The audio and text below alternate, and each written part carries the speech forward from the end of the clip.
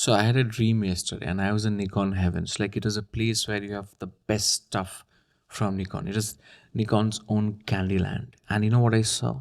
I saw the full frame ZFC Nikon heavens. In other words, I saw the ZF. It was so vivid. I saw the angry photographers. He was happy finally. I saw Chris. Chris was so sad that Nikon dropped the for Chris thingy from the name because there's no more ZFC, now it's ZF.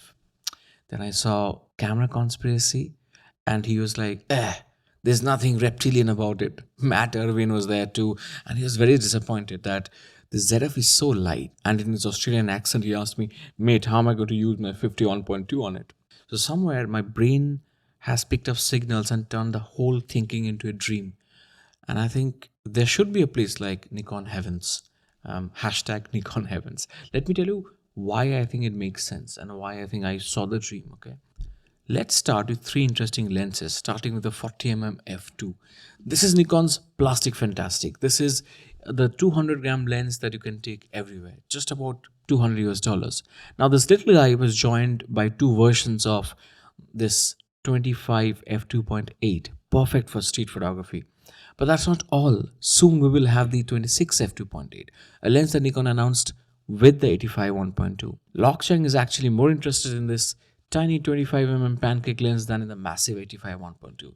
So you know what I see? I see the three most important full frame focal lens being covered by Nikon in a certain style.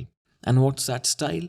Make it very, very small and light. Make it very cheap, but maintain a very high quality optically. No need to make it very fast, but a medium fast f2.8 set, all of which should slip into your sling bag very easily. Now, do you see a pattern here? I see the pattern. 95% of you guys do not subscribe, and I don't know why. Maybe write a little bit down there and let me know why you don't subscribe. Tell me if I'm doing something wrong. Maybe you don't like my face. But I'd say just go ahead and ensure that I'm added to your daily feed so that I can annoy you every day. Subscribe and press the bell icon. Now, coming back to the other pattern that I saw, three pancake lenses, all of them out. One is going to come out very soon. But what else is out? The all black ZFC. It looks gorgeous. We have to agree that the ZFC is a beautiful looking camera. And I would say that it's a fairly successful camera too for the market that it caters to. Of course, it doesn't have IBIS and a high resolution sensor as of now, but it's quite good for what it is supposed to be. Now, the most exciting thing about the ZFC is not the ZFC. It is its possibility. It is about Nikon taking a new path, a bold one, a bold new one. Nikon acknowledging its past and looking at the romance of making photos with some earnestness. When the ZFC came out, it really started conversation and people started talking about how it compares with the Fujis. And that's a fair point of comparison. But you know, Fuji has played the retro game and the retro format to their own strength, which is customizable colors and simulations and all that. So one thing is very clear, Nikon also should apply their own strength to this retro game. And that strength is amazing files and a large full frame sensor. Of course, once that is done, no one will talk about how Fuji is better in 10 small ways.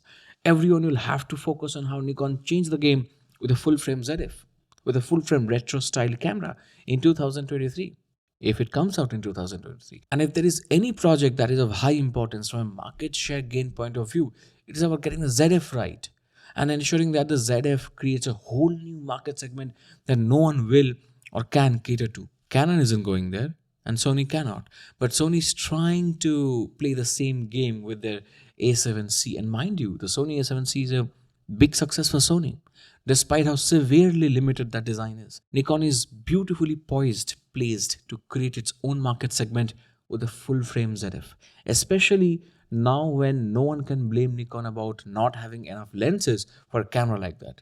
Yes, that was in fact, the biggest criticism that Nikon faced when they launched the ZFC. The complaint was that Fuji was miles ahead because of their a long lineup of lenses, but not anymore. Now Nikon has the lenses, Nikon has the processor, Nikon already has the blueprint of the design. They have done it. The dials, the screen, the buttons, paint, all of that is already in place. I would even say that the body is in place too. All Nikon will have to do is make sure that the body is slightly thicker and add in the IBIS inside. Change the cheap looking and fragile feeling battery door of the ZFC and change the bottom plate and make it stronger.